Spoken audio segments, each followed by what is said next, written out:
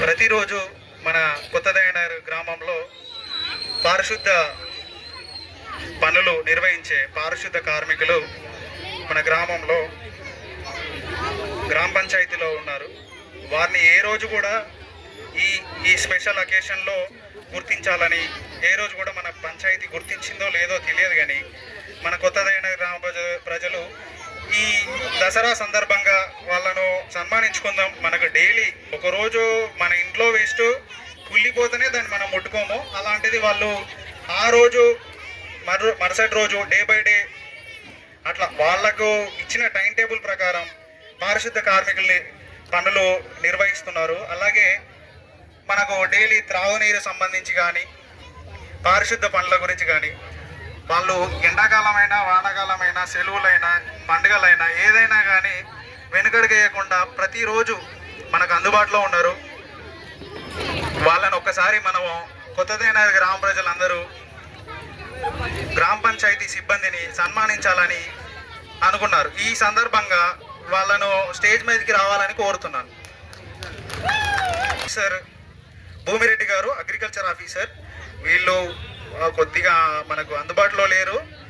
అయినా కానీ మన పంచాయతీ సిబ్బంది కారాబారి రామస్వామి మరియు pump operator Ravi, multipurpose worker Sadanandam, multipurpose worker Lachamma, multipurpose worker Bhumireddy,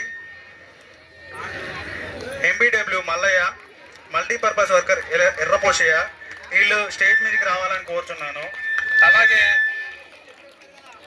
అలాగే మన గ్రామంలో వీరు చేసే సేవలను ఎవరు గుర్తిస్తారో కానీ వీళ్ళు చేసే పని ఎట్లుంటుందంటే, నేను లైవ్లో చూస్తూ ఉంటా, చిన్నగా మీరు రండి, నేను లైవ్లో చూస్తూ ఉంటా, ఎందుకంటే నేను అక్కడ తర్వాత డైలీ మనం ఒక రోజు చెత్త ఇంట్లో ఉన్న తడి చెత్త పొడి చెత్త వేరు చేసి పెట్టకపోతే ఆ తడి చెత్త డీకంపోజ్ అయ్యి వాసన వస్తుంది.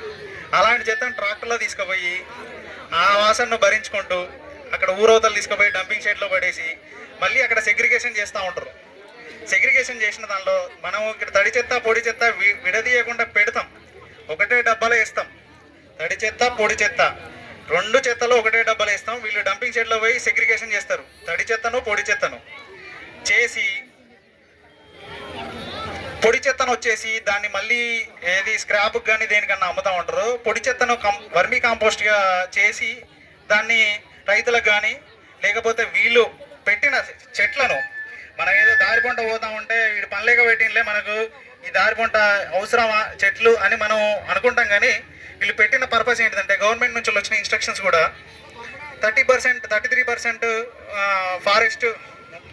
ఫారెస్ట్ ఏరియా ఉండాలని government act government forest act 1951 ప్రకారం మనకు ప్రతి స్టేట్లో 33% ఫారెస్ట్ ఏరియా ఉండాలని యాక్ట్లో ఉంటుంది. దాన్ని ఉద్దేశించి లాస్ట్ గవర్నమెంట్లో హరితహారం ప్రోగ్రాం పెట్టారు. ఈ చెట్లను మనం ఏం చేస్తాం, మన ఇంటికి అడ్డం వచ్చింది కదా అని మనం పీకేస్తాం. దాన్ని వాళ్ళే పట్టించుకోవాలి, ఇంకా వేరే వాళ్ళు పట్టించుకోకూడదు.